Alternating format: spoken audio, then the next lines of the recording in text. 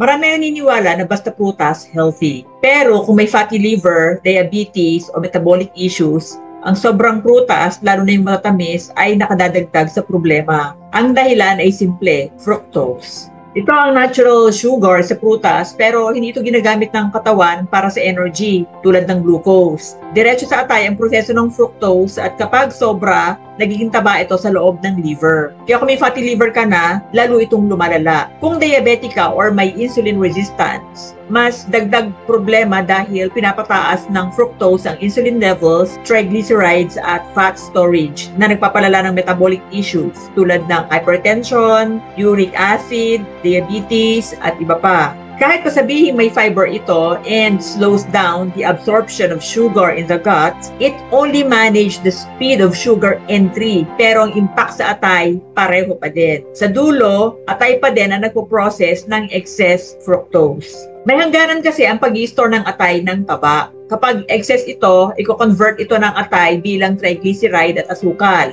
Over time, nagiging dahilan ito ng hypertension and elevated blood sugar.